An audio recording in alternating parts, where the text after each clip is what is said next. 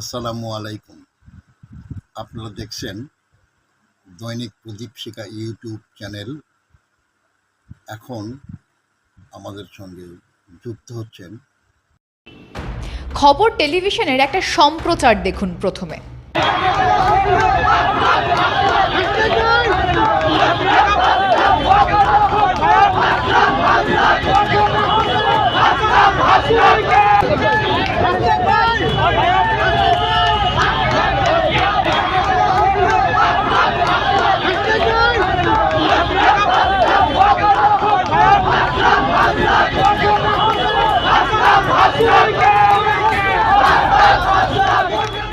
বাংলাদেশের পরিচিত গণমাধ্যমে এই ছবি সম্প্রচার করা হয়েছে।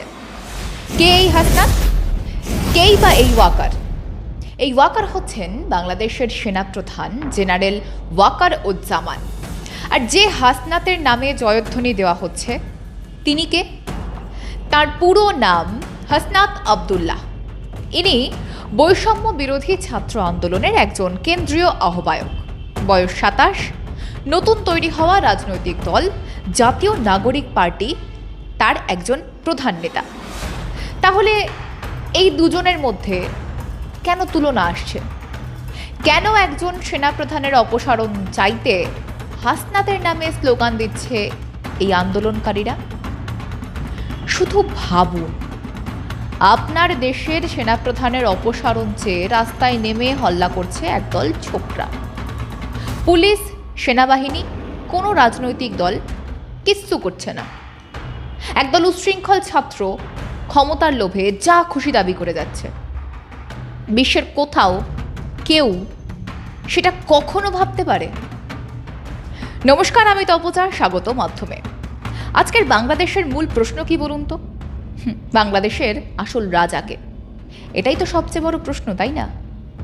এই মবের মুলুকের ফাজিল ছোকরারা, নাকি অন্তর্বর্তীকালীন সরকারের উপদেষ্টা মোহাম্মদ ইউনুস, না বাংলাদেশের সেনাপ্রধান জেনারেল ওয়াকারুজ্জামান, নাকি রাজা সাজার পালা শেষ? সেনা দরবারে কি ঠিক হলো ইউনুস সরকারের ভাগ্যে? ক্ষমতায় টিকে থাকতে মানুষ কত কিছু করেন। বাংলাদেশের অন্তর্বর্তীকালীন সরকারের উপদেষ্টা মোহাম্মদ ইউনুসের দিকে তাকালেই একেবারে জলের মতো স্পষ্ট হয়ে যায় পুরো বিষয়টা। জুলাই টু জুলাই এই স্লোগান দিয়েই অন্তর্বর্তী ক্ষমতায় এসেছিলেন মোহাম্মদ ইউনুস। আপনাদের নিশ্চয়ই সে কথা মনে আছে। তাকে ফ্রান্স থেকে ডেকে আনা হয়েছিল। কে ডেকে এনেছিল? বৈষম্য বিরোধী ছাত্র আন্দোলনের নেতারা। বছর ঘুরতে না ঘুরতেই ঘাঘু ব্যবসায়ী মোহাম্মদ ইউনুস সাহেব যখন বুঝতে পারছেন বাংলাদেশের মানুষের মোহটোহ কাটতে শুরু করে দিয়েছে এবং দেশ জুড়ে নির্বাচনের দাবিও উঠতে শুরু করেছে, উঠছেও, তখন ক্ষমতায় টিকে থাকার দ্বিতীয় টোপটা তিনি ফেললেন। নির্বাচন অপেক্ষা করতে পারে, সংস্কার নয়। ইউনুস সাহেব নিজেও সে কথা বললেন, শুধু না, জামায়াত আর হেফাজতদের চূড়ান্ত মৌলবাদী নেতাদের দিয়েও বলানো শুরু হলো। সবে তো হাল ধরলেন ফরিস্তা ইউনুস। সাফাই অভিযান চালাতে অন্তত বছর 5 সময় দিন বাংলাদেশের জনতা। তাতেও যখন চিঁড়ে ভিজছে না, তখন ক্ষমতার ভাগ পাওয়া সমন্বয়কারী ছাত্রদের নিয়ে নতুন রাজনৈতিক দল বানানো, নাম দেওয়া হলো সেখানে। কি নাম? জাতীয় নাগরিক পার্টি, বা ইংরেজি করলে ন্যাশনাল সিটিজেন পার্টি, ছোট করে এনসিপি। এবং সেই গজিয়ে ওঠা রাজনৈতিক দল অন্তর্বর্তী সরকারের সমর্থক হিসেবে সামনে আসলো এবং ছাত্র জনতার দলবল নিয়ে নানা দাবিও তুলতে শুরু করলো। এরা কোনো রকম যুক্তিতর্কের ধার ধারে না, কোনো আলোচনায় নাই। দাবি পূরণে গাজোয়ারি ভাঙচুরে আছে, তা সে যতই উদ্ভট দাবি হোক না কেন, তাতেই তারা আছে। এমনই এক মবতন্ত্রের দাবি তোলা প্রশাসনিক ক্ষমতা দিয়েই বাতিল করতে হবে রাজনৈতিক দল। বাতিল হলো আওয়ামী লীগ।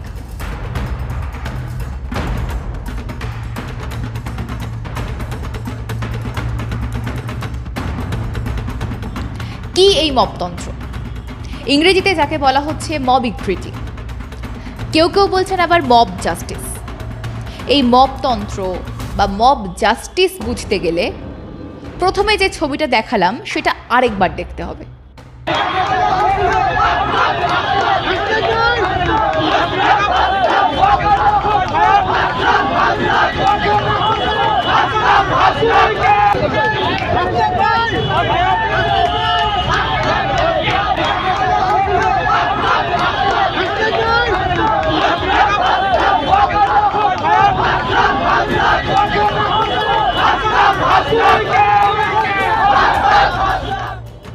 যে সোনার টুকরো ছোকরাদের রাস্তায় নামিয়ে হাসনাতের নামে জয়ধ্বনি দেওয়ানো হচ্ছে, এরা কারা? আপনারা বলবেন এই পোলাপানের দল সেই হাসনাত আবদুল্লাহর ভক্ত সমর্থক। সেই হাসনাত আবদুল্লাহ বাংলাদেশের অন্তর্বর্তীকালীন সরকারের অংশ, উপদেষ্টা মোহাম্মদ ইউনূসের প্রিয় পাত্র এবং রাষ্ট্রীয় ক্ষমতার শরিক। সুতরাং সেই অধিকারে তারা দেশের সেনাবাহিনীর প্রধানের পদত্যাগ চাইছে। একটা সদ্য গজিয়ে ওঠা রাজনৈতিক দলের গোটা কতক ফাজিল ছোকরা এমন দাবি তুলছে কেন?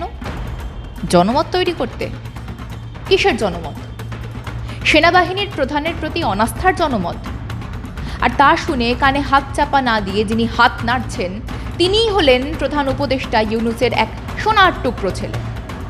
কখনো ভাবতে পেরেছেন কেয়ারটেকার সরকারের ক্ষমতা হাতে পেয়ে দেশের সেনাপ্রধানের পদত্যাগ চাইছে দলের ফাজিল ছোকরা, আর তাকে মদত দিচ্ছে ক্ষমতার এক আনার ভাগ পাওয়া আর এক ফাজিল হাসনাত আবদুল্লাহ। ঠিক এটাই হলো আজকের বাংলাদেশের মবতন্ত্র। এরাই বাংলাদেশকে মবের মুলুক বানিয়েছে। এই হলো মব জাস্টিসের আসল ছবি। সম্প্রতি একটা বিতর্ক দানা বেঁধেছে বাংলাদেশে। সামাজিক মাধ্যম থেকে জাতীয় সংবাদ মাধ্যমে ঘুরে বেড়াচ্ছে এই প্রশ্নটা। অনেক দিন তো হলো, আর কত? কবে হবে নির্বাচন বাংলাদেশে? কবে বাংলাদেশ পাবে তার নতুন নেতা? যতবারই এই প্রশ্নটা সামনে আসছে কেউ কেউ বোঝানোর চেষ্টা করছেন, আহা পুরোপুরি সংস্কার হলো কোথায়, আর একটু সময় দেওয়া হোক। আর ততবারই সংস্কারের নামে আওয়ামী লীগ বিরোধিতাকে তীব্র করা হচ্ছে, মিথ্যা ন্যারেটিভ সামনে আনা হচ্ছে। আসল ফ্যাসিস্টরা আওয়ামীকে ফ্যাসিস্ট বলে ইতিহাসের বদল ঘটাচ্ছে, বিকৃতি আনছে সমাজে। এমনকি আওয়ামী লীগের কট্টর বিরোধী বিএনপিকেও ছাড় দেওয়া হচ্ছে না। এরশাদের জাতীয় পার্টির এখন টিমটিমে দশা হলেও এখনও দেশের তৃতীয় শক্তিকেন্দ্র হতেই পারে। সেই কারণেই কিনা জানা যাচ্ছে না নতুন দলের নামের সঙ্গে জুড়ে দেওয়া হয়েছে নাগরিক শব্দটাকে। জাতীয় নাগরিক পার্টি বা ন্যাশনাল সিটিজেন পার্টি, সংক্ষেপে এনসিপি। এনপির বদলে এনসিপি। জামাত হেফাজত প্রভাবিত ছোট ছোট রাজনৈতিক দলগুলোকে আশকারা দিয়ে তুলে আনা হচ্ছে একেবারে সামনের সারিতে। বৈষম্য বিরোধী ছাত্র আন্দোলন করে উঠে এসে ক্ষমতার ভাগ পেতে লালায়িত এরা কারা, যারা এখন দেশের মানুষের সঙ্গে বৈষম্য করছেন, লুটতরাজ নৈরাজ্যের হাত পাকাচ্ছে এদের বাহিনী? এরা কারা? আমাদের এই মাধ্যম ইউটিউব চ্যানেলে এর আগেও মবের মুলুক নামে বাংলাদেশ নিয়ে আরেকটা প্রতিবেদন করেছিলাম আমরা। এদের আসল পরিচয় সেখানে একদম সোজা সাপটা তুলে দেওয়া আছে। সময় সুযোগ পেলে একবার দেখে আসতে পারেন, নিচে লিঙ্ক দেওয়া হলো। তা যে প্রসঙ্গে ছিলাম, নির্বাচনের কথা উঠলেই আরও একটা প্রশ্ন সামনে আসে, সেটা হচ্ছে পরিকাঠামো। আহারে, বাংলাদেশের পুলিশ এবং সেনা কি ভোট লুট আটকাতে পারবে? তা নিয়েও যথেষ্ট বিতর্ক চলছে বাংলাদেশের ভিতরের রাজনীতিতে। কিন্তু যে বিষয় দুটো বলবার জন্য এই সাতকাহন বকতে হলো তা হলো, সম্প্রতি বাংলাদেশের সেনাপ্রধান একটি বৈঠক করেছিলেন তার সেনা ব্যারাকে। কিছু বার্তাও দিয়েছিলেন সেখান থেকে, যা মুহূর্তে সমাজ মাধ্যমে ভাইরাল হয়ে পড়ে অথবা ছড়িয়ে দেওয়া হয়। সেই বার্তার একটা হচ্ছে, ডিসেম্বরের মধ্যে বাংলাদেশে নির্বাচন করতে হবে। বাকি মূল বক্তব্যে পরে আসছি। এবং তারপরই বাংলাদেশের আরেকটি সূত্র জানাচ্ছে, দেশের অন্তর্বর্তী সরকারের প্রধান মোহাম্মদ ইউনূস তার ছাত্রবাহিনীর কাছে পদত্যাগের ইচ্ছে প্রকাশ করেছেন এবং জানিয়েছেন, যথেষ্ট হয়েছে, চললাম। সঙ্গে তার ভক্ত মাহফুজ আলমও অমুক জানিয়েছেন তিনিও পদত্যাগ করবেন। সামাজিক মাধ্যমে লম্বা পোস্ট করেছেন যেখানে তিনি বলছেন, ব্যক্তির আদর্শ, সম্মান আর আবেগের থেকে দেশ বড়। বিভাজনমূলক বক্তব্য এবং শব্দ চয়নের জন্য আন্তরিক দুঃখিত। সেই কারণেই বাংলাদেশের সাধারণ মানুষের জিজ্ঞাসা হলো, কি হঠাৎ এমন পদত্যাগের হিড়িক?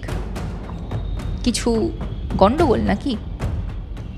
শুরুর দিন থেকেই বাংলাদেশের প্রধান উপদেষ্টার সঙ্গে বাংলাদেশ সেনাবাহিনীর প্রধান জেনারেল ওয়াকার উজ্জামানের নানা তিক্ততার খবর সামনে আসছে। সংবিধানের শপথ নেওয়া জেনারেলকে ডেকে দেওয়া হচ্ছে ভারতপন্থী বলে, কিন্তু গোটা বাংলাদেশের সেনা এবং জনতা জানেন তাদের জেনারেল আদর্শগতভাবে মধ্যপন্থী বা সেন্টারিস্ট বলেই পরিচিত। গণতান্ত্রিক ব্যবস্থার প্রতি তিনি শ্রদ্ধাশীল, যে কারণে দ্রুত নির্বাচন শেষ করে বাহিনীকে ব্যারাকে ফিরিয়ে নিতে তিনি বেশি আগ্রহী। কিন্তু নির্বাচন করতে চাইছে না অন্তর্বর্তী সরকার। জুলাই টু জুলাই সময় চেয়েছিলেন ইউনূস, এখন বোঝাচ্ছেন নির্বাচন আগামী বছরের জানুয়ারিতে হতে পারে। হবেই বলছেন না, বলছেন হতে পারে। কিভাবে হতে পারে? সেটাও আবার একসঙ্গে হবে না, হবে ভাগে ভাগে। নির্দিষ্ট করে একে তো তিনি তারিখ কোনো কিছু বলছেন না, তেমনি তার দলবল দিয়ে বলানো হচ্ছে আল্লাহর ফেরেশতা হয়ে এসেছেন ইউনূস। সংস্কারের শেষ হলেই নির্বাচন হবে, আর সংস্কারের জন্য কত সময় লাগবে কেউ জানে না, কারোর জানা নেই। আর কোন সংস্কারের কথা যে তিনি বলছেন বা তার বাহিনী বলছেন, সেই উত্তরও সকলের অজানা। বাংলাদেশের পুরোপুরি ইসলামীকরণের নামে আর এক পাকিস্তান বানানো নাকি বৈদেশিক শক্তির হাতে টুকরো করে বাটোয়ারা করে দেওয়ার চেষ্টা, সেটা নিয়েও দ্বন্দ্ব রয়েছে। নাকি ব্যবসায়ী ইউনূসের সুদের ব্যবসায় দেশজোড়া সমস্ত মানুষকে ঋণের জালে জড়িয়ে দেওয়ার গভীর চক্রান্ত, যাতে তারা কোনো দিনও আর মাথা তুলে দাঁড়াতেই না পারেন। দেখুন, এই সমস্ত প্রশ্নের উত্তর পেতে যেতে হবে বাংলাদেশের সেই সেনা ব্যারাকে, যেখানে বাংলাদেশের সেনাপ্রধান জেনারেল ওয়াকার উজ্জামান তার বাহিনীর সকলকে নিয়ে দরবার করেছেন, আলাপ আলোচনা করেছেন, এবং যে আলোচনার বিষয়গুলো গোটা দেশের সামাজিক মাধ্যমে ছড়িয়ে পড়েছে বা ছড়িয়ে দেওয়া হয়েছে। মূল কি কি বিষয় সামনে এসেছে? বাংলাদেশ সেনাবাহিনী ঐক্যবদ্ধ কিনা, ঐক্যবদ্ধ না থাকলে পতন অনিবার্য, ডিসেম্বরের মধ্যে দেশে গণতান্ত্রিক নির্বাচন প্রক্রিয়া শেষ করে নির্বাচিত সরকারের হাতে দেশের ভার তুলে দিতে হবে, কোনোভাবেই দেশের মধ্যে দিয়ে করিডোর বা দেশের বন্দর কারো হাতে তুলে দেওয়া যাবে না। জুলাই প্রোক্লেমেশন বর্তমান পরিস্থিতিতে খুব একটা গুরুত্ব বহন করে না। ভবিষ্যতে আর মব জাস্টিস লাই দেওয়া যাবে না। কড়া হাতে মব জাস্টিসের বিষয়ে সেনাবাহিনীকে ভূমিকা নিতে হবে। মূল এই 5 বিষয়ে সেনার সিদ্ধান্ত হওয়ার পরই কি কেঁপে গেল বাংলাদেশের কেয়ারটেকার সরকার? চারিদিকে পদত্যাগের ধুম যে, নাকি এটাও একটা নাটক যেমনটা তিনি করে থাকেন? সেটা বুঝতে গেলে আমাদের আবারও ফিরতে হবে একটু পেছন দিকে। দায়িত্ব নেওয়ার পর থেকেই বাংলাদেশের বর্তমান সেনাপ্রধান জেনারেল ওয়াকার উজ্জামানের সঙ্গে অম্লমধুর সম্পর্ক ইউনূসের। সরকারের প্রধান উপদেষ্টা বিশ্বাস করেন না দেশের সেনাপ্রধানকে। তিনি চেয়েছিলেন তার বড় প্রিয় পাত্র, তার একেবারে কাছের লোক লেফটেন্যান্ট জেনারেল কামরুল হাসানকে সেনাপ্রধানের পদে নিয়ে আসতে। সেই মতো আগামী 2 বছর মেয়াদ থাকা সত্ত্বেও পদত্যাগ করতেও বলা হয়েছিল জেনারেল ওয়াকার উজ্জামানকে। নিয়োগপত্র প্রায় পৌঁছে গিয়েছিল কামরুল হাসানের কাছে।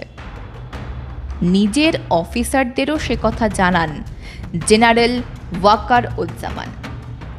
তখনই 3 বাহিনীর প্রধান বেঁকে বসেন। কেয়ারটেকার সরকার এই সিদ্ধান্ত নিতে পারেন না। এর আগে ইউনূস সাহেব নিজেকে নিষ্কণ্টক করতে ওয়াকার উজ্জামানের মাথার ওপর বসিয়ে দিয়েছিল আমেরিকা থেকে নিয়ে আসা খলিলুর রহমানকে, যিনি রজার রহমান নামে বেশি পরিচিত। এই খলিলুর রহমান হলেন কেয়ারটেকার বাংলাদেশ সরকারের ন্যাশনাল সিকিউরিটি অ্যাডভাইজার বা NSA প্রধান। তার দপ্তর থেকেই পদত্যাগপত্র গিয়েছিল সেনাপ্রধানের কাছে। এবার তাহলে খোলাসা করা যাক কে এই খলিলুর রহমান, যার নাগরিকত্ব নিয়েও প্রশ্ন রয়েছে খোদ বাংলাদেশে। নর্থ ইস্ট নিউজের একটি প্রতিবেদন থেকে একটা তথ্য উঠে আসছে, জানেন তো? প্রতিবেদন অনুযায়ী যদি বলি তাহলে বলতে হয় খলিলুর রহমান নিউ ইয়র্কে থাকাকালীন রজার ছদ্মনাম ব্যবহার করেছিলেন, যা তার আসল পরিচয় গোপন করার প্রচেষ্টা হিসেবে দেখা হচ্ছে। কেন পরিচয় গোপন করার প্রয়োজন পড়ল? এই ঘটনাটা বাংলাদেশের রাজনৈতিক ও নিরাপত্তা মহলে ব্যাপক আলোড়ন তৈরি করেছে। প্রতিবেদনে বলা হয়েছে, বিডিডি নামে একটি সংবাদ মাধ্যম রজার রহমান নামে একটি ফেসবুক আইডি খুঁজে পেয়েছে, যেখানে 2017 থেকে 2021 সাল পর্যন্ত খলিলুরের পারিবারিক ছবি পাওয়া গিয়েছে তার আত্মীয় স্বজনদের কিছু ট্যাগ করা পারিবারিক ছবিও, যেখানে আবার খলিলুর রহমানকে রজার রহমান আইডির অধীনে ট্যাগ করা দেখা যাচ্ছে। আবার জাতীয় নিরাপত্তা উপদেষ্টা হিসেবে এই খলিলুরের নিয়োগ হয়েছে শপথ না নিয়েই। ভাবতে পারছেন? সুতরাং কি হয়েছে ফলাফল? ফলে তার নিয়োগকেও অসাংবিধানিক নিয়োগ বলা হচ্ছে। খুব স্বাভাবিক সেটা। এই বিষয়ে প্রথম প্রতিবেদন প্রকাশ হওয়ার পরেই খলিলুর রহমানের নাগরিকত্ব নিয়ে প্রাথমিক সন্দেহ তৈরি হয়। সম্প্রতি বিএনপি এবং অন্যান্য রাজনৈতিক মহল নিরাপত্তা উপদেষ্টার নাগরিকত্ব নিয়েই প্রশ্ন তুলে দিয়েছে। শুধু কি খলিলুর এপিসোড? বাংলাদেশ সেনার ঐক্য ভাঙতে শুরু থেকেই সচেষ্ট ছিলেন ইউনূস। তিনি জানতেন জুলাই আগস্টের ছাত্র জনতার আন্দোলন দেশের বাইরের শক্তি তৈরি করা। যখন দেশের পুলিশ, সরকারি কর্মচারী, শিক্ষক, অধ্যাপক, বিচারক, আইনজীবী থেকে আদালত সব প্রতিষ্ঠান কার্যত ভেঙে পড়েছে এই মব জাস্টিসের তাণ্ডবে, তখন একমাত্র বাংলাদেশ সেনা ঐক্যবদ্ধ সিদ্ধান্ত নিয়েছে তৎকালীন সরকারের নির্দেশকে উপেক্ষা করি। আন্দোলনকারীদের ওপর তারা কোনো আক্রমণ চালাবে না, চালায়ও নি। কারণ সেনা গুলি চালাতে শুরু করলে রক্তগঙ্গা বয়ে যেত। বাংলাদেশের মাটি সেনাবাহিনীকে কখনো ক্ষমা করত না। সেই কারণেই মার্চ টু ঢাকা হয়েছে। দেশ জুড়ে ধ্বংসলীলা চালিয়েছে ছাত্র জনতা আর জামাত বাহিনী। হাসিনা সপরিবারে দেশ ছেড়ে চলে গিয়েছেন বিনা রক্তপাতে। সেই বাহিনীর শিরদাঁড়া ভাঙতে গত অগাস্টেই বাংলাদেশ সেনায় আর এক শক্তি কেন্দ্র লেফটেন্যান্ট জেনারেল মোহাম্মদ ফয়জুর রহমানকে প্রতিরক্ষা গোয়েন্দা মহাপরিদপ্তর বা ডিজিএফআই এর মহাপরিচালক হিসেবে নিয়োগ করা হয়েছিল। এই সেই মেজর জেনারেল মোহাম্মদ ফয়জুর রহমান, যিনি কট্টরপন্থী, কার্যত মাদ্রাসা ছাপ একজন মেধাবী উচ্চাকাঙ্ক্ষী অফিসার, যার অর্থ হাসিনা বিদায়ের পর তার নিয়োগ। যদিও ক্ষমতা বলে রহমান সরাসরি বাংলাদেশ সেনাকে কোনো নির্দেশ দিতে পারে না, শুধু গোয়েন্দা ইনফরমেশন সেনানায়কের কাছে পৌঁছতে পারে।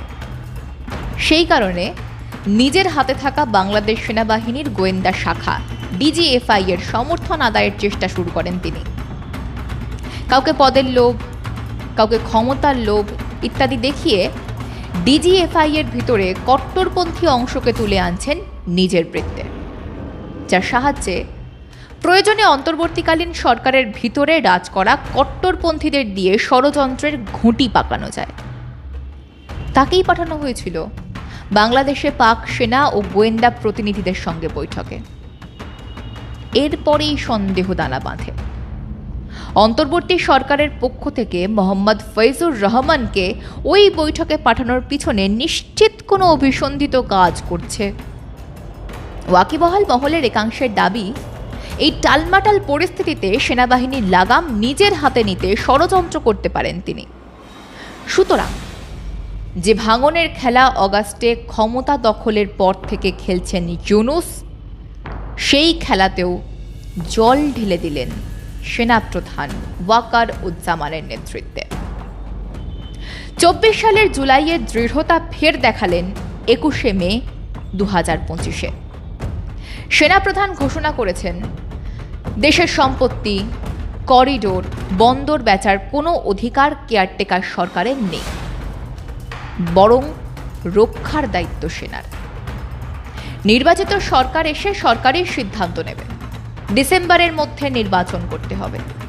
নির্বাচিত সরকারের হাতে দেশ শাসনের দায়িত্ব তুলে দিয়ে সেনারা ফিরে যাবেন ব্যারাকে। অন্যদিকে বাংলাদেশের এই সেনাপ্রধান সম্পর্কে একটা সাধারণ ধারণা হলো, জেনারেল ওয়াকার উজ্জামান ভীষণভাবে মাদ্রাসা ছাপ এই মব জাস্টিস আর বাংলাদেশকে ইসলামীকরণের বিরুদ্ধে। পাকপন্থী জামাতের হাতে দেশের রশি যাক, তিনি মোটেই সেটা চান না। সেই কারণেই ইউনূসের অপছন্দের তালিকায় রয়েছেন তিনি, কারণ তিনি দেশের সম্পত্তি রক্ষা করতে বদ্ধপরিকর। অন্তর্বর্তী সরকারের বিরোধিতা তিনি করছেন। উল্টো দিকে লেফটেন্যান্ট জেনারেল কামরুল হাসান, যাকে সেনা প্রধান করতে আগ্রহী বাংলাদেশের উপদেষ্টা, গত জানুয়ারিতে যাকে বাংলাদেশ থেকে পাকিস্তানে পাঠানো হয়েছিল পাকিস্তানের ডিফেন্স সেক্রেটারির সঙ্গে বৈঠক করতে, বাংলাদেশের সংবাদ মাধ্যম মনে করছে মূল দ্বন্দ্বের সূত্রপাত 20 মে। সেই দিন একটা তথ্য ছড়ায় যে চিফ অফ আর্মি স্টাফকে সরাতে একটা চিঠি তৈরি করে প্রেসিডেন্টের অফিসে পাঠানো হচ্ছে। সেই রাতে আর্মিতে কিছু নড়াচড়া হয়। সেদিন বিকেলে ইন্টারনেট 40 মিনিটের জন্য বন্ধও ছিল। সতর্ক করা হয় দূতাবাসগুলোকে। সেনার সিনিয়র অফিসারদের মধ্যে প্রচণ্ড রিয়াকশন তৈরি করে। ক্যান্টনমেন্টের ইউনিটগুলোকেও প্রস্তুত থাকতে বলা হয়। বাংলাদেশের আর্মির এই নাড়াচাড়ায় সরকারের মধ্যে প্রচণ্ড নার্ভাসনেস তৈরি হয় এবং দ্রুত পরিস্থিতি কুল ডাউন করার চেষ্টা করা হয়। তারপরেই সেনাপ্রধানের ওই বৈঠক।